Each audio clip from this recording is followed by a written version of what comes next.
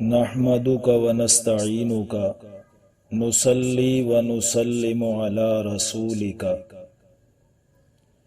قرآن حکیم کلاس میں آج ہم سورۃ البقرہ کی آیت نمبر 116 تا 118 کو انشاءاللہ سمجھیں گے۔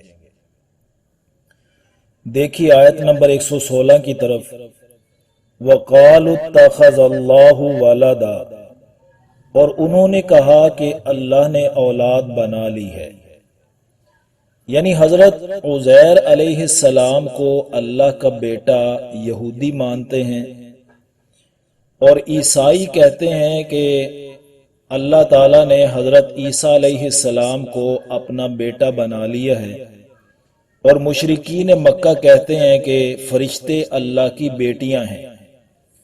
چونکہ گزشتہ آیات میں ان تینوں کی خرابیوں کا بیان ہو رہا تھا، تو اس آیت میں بھی اللہ نے ان کا ایک مشترکہ جرم بیان کر دیا ہے کہ وہ سب کہتے ہیں کہ اللہ تعالیٰ نے اولاد بنا لی ہے۔ تو اللہ نے اس بے دلیل بات کے 5 جوابات دیے۔ پہلا جواب دیا سبحانہ، کہ تم کہتے ہو کہ اللہ نے اولاد بنا لی ہے، وہ تو پاک ذات ہے۔ کس چیز سے پاک ہے؟ شریکوں سے، نقائص سے، کمزوریوں سے پاک ہے۔ جبکہ اولاد تو ہے ہی شرکت کا نام، بڑھاپے اور کمزوریوں میں سہارے کا نام۔ اللہ کی اولاد ثابت کر کے تم کیا کہنا چاہتے ہو کہ وہ کچھ عرصے کے بعد کمزور ہو جائے گا اور پھر کائنات کا نظام چلانے کے لیے اسے اولاد کی ضرورت پڑے گی؟ دیکھیے اللہ کی اولاد قرار دینا کتنا بڑا جرم اور ظلم ہے، اس حدیث پاک سے اندازہ لگائیے، جو ابن عباس رضی اللہ تعالی عنہ سے مروی حدیث قدسی ہے۔ حدیث قدسی اللہ کا وہ فرمان ہے جو قرآن پاک میں تو نہ ہو، بلکہ نبی کریم صلی اللہ علیہ وسلم نے اس کو بیان فرمایا ہو۔ حدیث قدسی کی پہچان یہ ہوتی ہے کہ اس کا آغاز ان الفاظ سے ہوتا ہے کہ اللہ تعالی فرماتے ہیں، تو یہ حدیث قدسی بھی اسی انداز میں شروع ہو رہی ہے کہ نبی کریم صلی اللہ علیہ وسلم نے فرمایا کہ اللہ تعالی فرماتے ہیں کہ ابن آدم نے مجھے گالی دی، اور وہ کہتا ہے کہ اللہ تعالیٰ بیوی بچوں والا ہے، حالانکہ میں اس سے بالکل پاک ہوں۔ تو معلوم ہوا اللہ کے لیے اولاد ثابت کرنے کی کوشش کرنا اللہ کو گالی دینے کے مترادف ہے۔ تو پہلے جواب دیا سبحانہ، وہ پاک ہے شریکوں سے، کمزوریوں سے، نقائص سے، بھلا اسے اولاد کی کیا ضرورت؟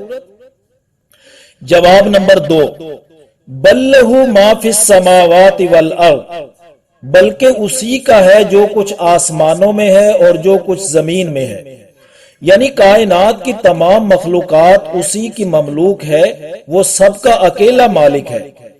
اور تم سب جانتے ہو ولادت اور مالکیت تو متضاد چیزیں ہیں، دیکھتے نہیں اولاد تو جائیداد میں شریک ہو جاتی ہے۔ تو یہ دوسرا جواب ہو گیا کہ زمین و آسمان میں جو کچھ ہے وہ سب اسی اللہ کا ہے، تو اسے اولاد کی کیا ضرورت؟ جواب نمبر 3، کل لہ قانتون، سب اسی کے فرما بردار ہیں۔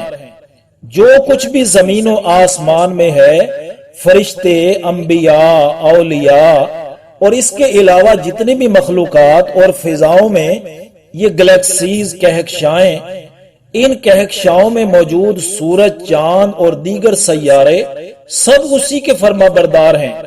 جو کام جس کے ذمہ لگ چکا ہے اس کی مجال نہیں کہ اس میں غفلت کا مظاہرہ کر دے، جیسے سورہ یاسین کی آیت نمبر 40 میں فرمایا، لَلشَّمْسُ يَنبَغِي لَهَا أَن تُدْرِكَ الْقَمَرَ وَلَا اللَّيْلُ سَابِقُ النَّهَارِ، سورج کی مجال نہیں کہ چاند کو جا پکڑے، اور نہ ہی رات دن پر سبقت لے جا سکتی ہے۔ وَكُلٌّ فِي فَلَكٍ يَسْبَحُونَ، اور ہر چیز اپنے دائرے میں گھوم رہی ہے۔ یعنی اللہ تعالیٰ نے ان کا ایک سرکل، دائرہ مقرر فرما دیا ہے، اور ہر کسی کے گھومنے کی رفتار بھی مقرر فرما دی ہے، تو یہ سب اسی کی فرما برداری میں گھوم رہے ہیں۔ اور پھر اسی طرح فرشتوں کی ڈیوٹیاں بھی مقرر فرما دی، ان کی بھی مجال نہیں کہ نافرمانی کریں۔ سورہ تحریم کی آیت نمبر 6 میں فرمایا لا یعصون اللہ ما امرہم ویفعلون ما یؤمرون، جو بھی حکم اللہ ان کو دے وہ کبھی اللہ کی نافرمانی نہیں کرتے، وہ کر گزرتے ہیں ہر وہ کام جس کا انہیں حکم دیا جاتا ہے۔ اور انبیاء اور اولیاء کی شان بھی یہی ہے کہ وہ اللہ کی فرما برداری پر تمام انسانوں سے زیادہ کاربند ہوتے ہیں۔ تو تیسرا جواب دیا کہ سب اسی کے فرما بردار ہیں، اپنی مملوک کو اولاد کا درجہ دینے کی پھر کیا ضرورت ہے؟ وہ پھر عقلی طور پر بھی انسان اگر سوچے کہ اولاد بنانا اگر اللہ کے لیے اتنا ہی ضروری تھا تو اللہ ایک دو کو کیوں اولاد بناتا؟ پھر تو اللہ لاکھوں کو بنا لیتا۔ صرف عزیر علیہ السلام کو بیٹا بنا لینا یا صرف عیسیٰ علیہ السلام کو بیٹا بنا لینا اتنا کافی کیوں ہوتا؟ پھر تو اللہ لاکھوں کو بنا لیتا۔ اب چوتھا جواب دیکھیے، بدیع السماوات والارض، آسمانوں اور زمین کو پیدا کرنے والا۔ بدیع اس ذات کو کہتے ہیں جو کسی شے کو بغیر کسی را میٹیریل اور بغیر کسی نمونہ کے پہلی مرتبہ پیدا فرما دینے کی صلاحیت رکھتا ہے۔ نہ زمین و آسمان کا کوئی نمونہ تھا اور نہ ہی ان کو بنانے کے لیے کوئی را میٹیریل پہلے سے موجود تھا، بس اپنی قدرت کاملہ سے زمین و آسمان اس اکیلے اللہ نے بنا دیے۔ ایسی ذات کو بھلا اولاد بنانے کی کیا ضرورت ہے؟ چونکہ یہاں پر اللہ تعالیٰ کی صفت بدیع پر گفتگو ہو رہی ہے تو اسی لفظ کی مناسبت سے ایک اور لفظ سمجھ لیجئے جسے شریعت کی اصطلاح میں بدعت کہتے ہیں۔ اللہ تعالیٰ کی صفت بدیع کے معنی اور مفہوم سمجھ لینے سے آپ کو بدعت کا معنی بھی سمجھ میں آ جانا چاہیے کہ ہر وہ کام جس کا نمونہ یا مثال شریعت میں موجود نہ ہو، کوئی شخص یا جماعت کے افراد اسے شریعت کا حکم اور دین کا کام سمجھ کر کرنے لگ جائیں، یہ بدعت ہے۔ اللہ بے بنیاد باتوں سے اور بے بنیاد اعمال سے ہماری حفاظت فرمائے۔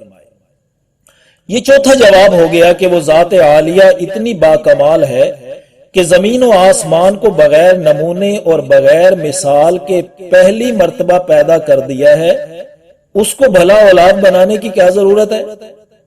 پانچواں جواب، وَإِذَا قَضَىٰ أَمْرًا فَإِنَّمَا يَقُولُ لَهُ كُن فَيَكُونُ، اور جب وہ فیصلہ فرما لے کسی کام کا تو بس اس کے لیے یوں فرما دیتا ہے کہ ہو جا، پس وہ ہو جاتی ہے۔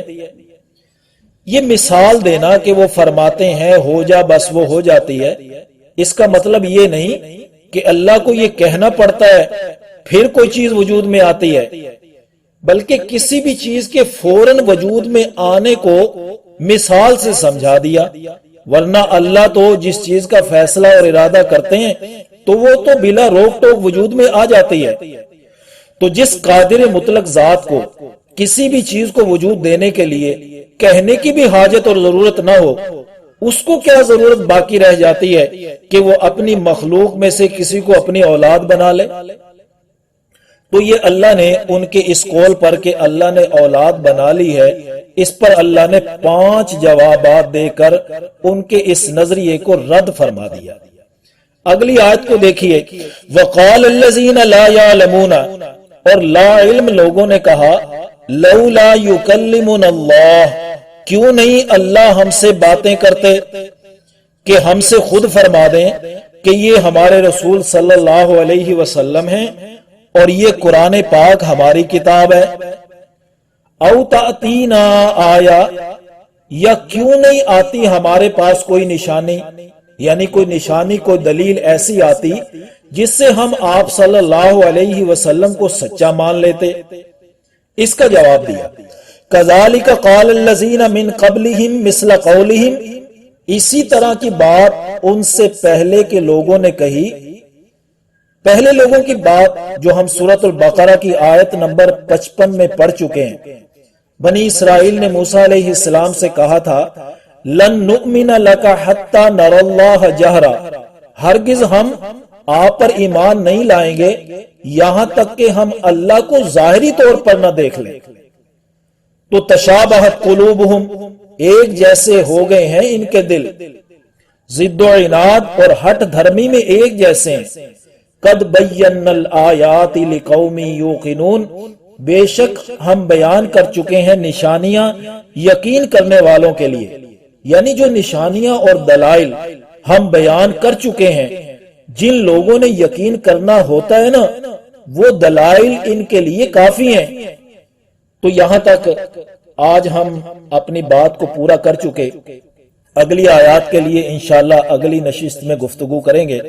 اللہ تعالی ہمیں ایسا پکا اور سچا مومن بنائے کہ ہم اس اللہ کے ساتھ کسی ایک کو بھی شریک نہ ٹھہرائیں، آمین یا رب العالمین۔